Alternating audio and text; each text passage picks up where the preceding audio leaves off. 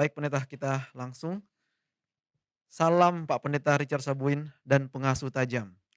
Tolong bantu di Kejadian 8 ayat 15 dan sampai 22 mungkin maksudnya di sini. Pada ayat 20 dipersembahkan dari burung yang tidak haram.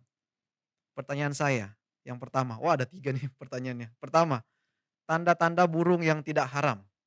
Yang kedua, setelah dipersembahkan apakah masih ada seperti yang dipersembahkan karena yang masuk Bahtera Nuh hanya satu pasang. Yang ketiga, apakah semua binatang berikut tersebut masuk di Bahtera? Demikian Pak Pendeta. Perlu kita bacakan ceritanya di Kejadian 8 ayat 15 sampai 22 Pak Pendeta.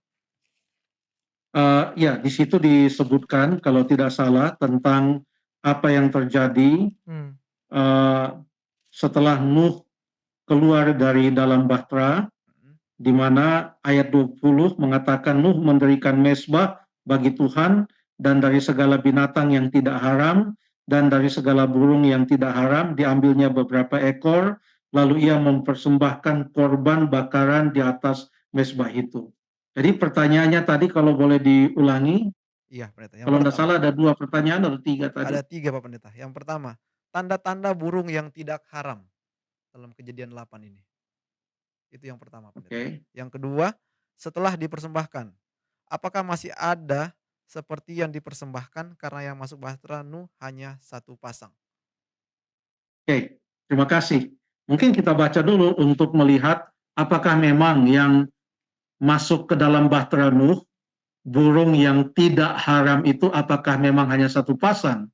Coba kita baca dalam Kejadian pasal yang ke-7, Kejadian pasal yang ke-7, ayat yang kedua dan ayat yang ketiga. Boleh tolong Jeffrey bacakan ayat ini? Yang kedua. Kejadian 7 Ayat 2. ayat 2. Ayat 2 dan ayat yang ketiga. Oke. Dari segala binatang yang tidak haram, haruslah kau ambil 7 pasang, jantan dan betinanya. Tetapi dari binatang yang haram 1 pasang, jantan dan betinanya. Juga dari burung-burung di udara 7 pasang, jantan dan betina. Supaya terpelihara hidup keturunannya di seluruh bumi. Baik, jadi ayat ini mengatakan, ini untuk pertanyaan nomor 2 tadi, ternyata burung yang tidak haram itu bukan hanya satu pasang yang masuk, tapi burung yang tidak haram itu menurut catatan Alkitab, ada 7 pasang yang masuk. Sehingga kalau ada beberapa ekor burung yang tidak haram itu dipersembahkan di atas mezbah oleh Nuh, maka itu tidak membuat punah jenis atau spesies atau apapun saja itu dari unggas atau burung yang dipersembahkan. Jadi masih tetap ada. Makanya yang tidak haram itu ada 7 pasang. Nah, ditanyakan tadi kalau tidak salah, apakah tanda-tanda burung yang tidak haram itu? Kalau kita baca di dalam Imamat pasal yang ke-11, kalau untuk binatang-binatang di darat, disebutkan di sana dalam Imamat pasal yang ke-11, ciri-ciri dari binatang yang haram, yang tidak boleh dimakan, dan binatang yang tidak haram atau yang halal, yaitu binatang yang boleh dimakan. Disebutkan di sana. Untuk binatang-binatang yang ada di darat, disebutkan ciri-cirinya, lalu kemudian diberikan beberapa contoh. Jadi ciri-ciri, lalu kemudian beberapa contoh. Lalu kemudian di dalam Imamat pasal yang ke-11, begitu masuk ke ayat yang ke-9, kalau tadi binatang-binatang yang ada di darat, begitu masuk ayat yang ke-9, binatang yang hidup di dalam air, maka tidak disebutkan contoh-contohnya, hanya disebutkan dia punya ciri khas atau syaratnya saja, yaitu yang haram adalah yang tidak bersirip dan tidak bersisik, dan yang tidak haram atau yang halal, yaitu yang boleh dimakan, adalah yang bersirip dan yang bersisik. Tidak ada contohnya. Karena dengan tanda ini saja, maka sudah sangat jelas untuk membedakan manakah ikan atau binatang-binatang yang ada di dalam air yang boleh dimakan atau yang tidak boleh dimakan, hanya dengan dua tanda itu saja. Lalu kemudian yang berikut, begitu masuk ke jenis unggas atau burung-burung, itu ayat yang ke-13 sampai ayat yang ke-19, di sana tidak disebutkan ciri-cirinya, tetapi yang diberikan di sana adalah daftar burung-burung yang tidak boleh dimakan atau burung-burung yang haram.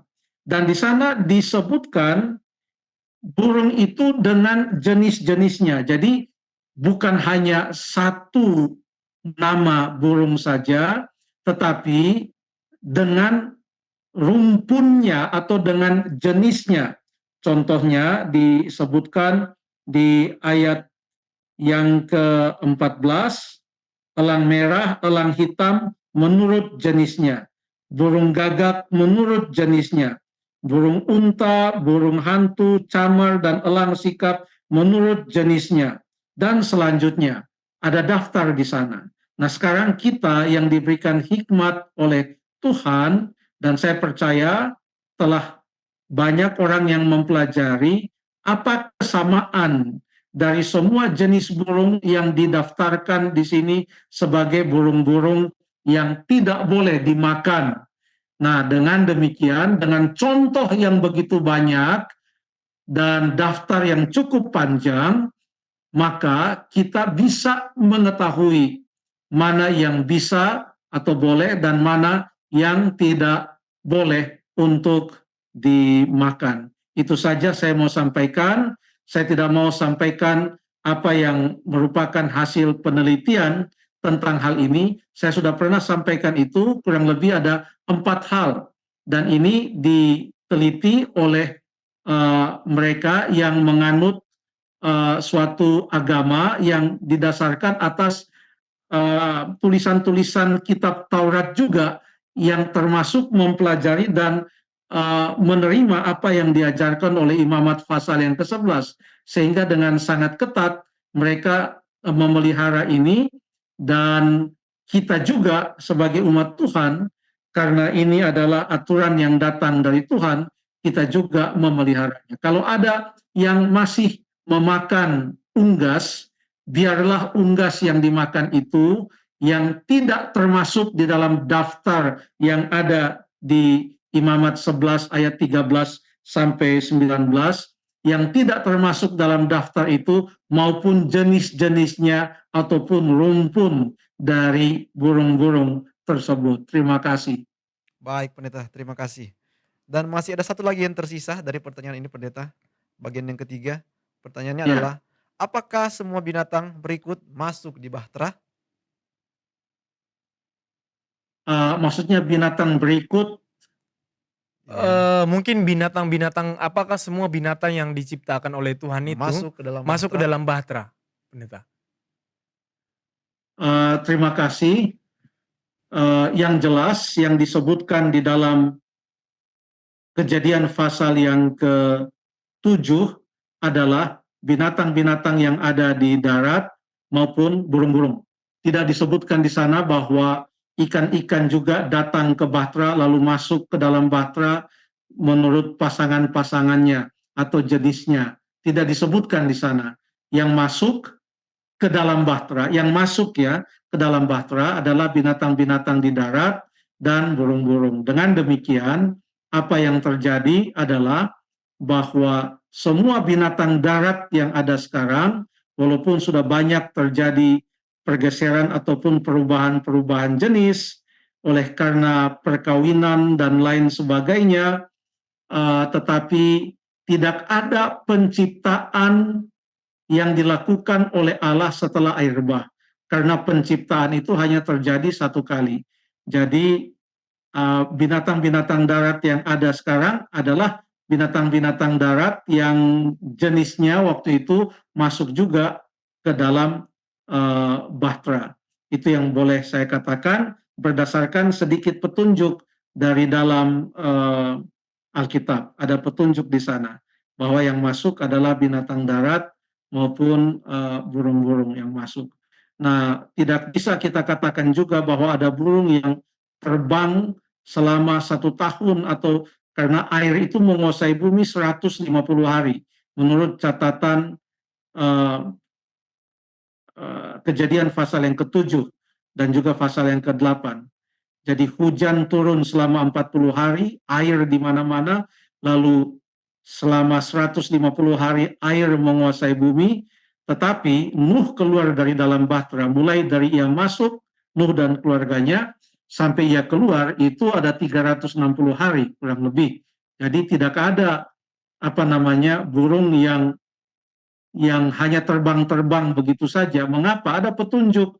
Karena kita tahu ceritanya di dalam kitab Kejadian pasal yang ke-7 dan pasal yang ke-8, apa yang terjadi setelah bahtera itu terdampar di atas sebuah gunung.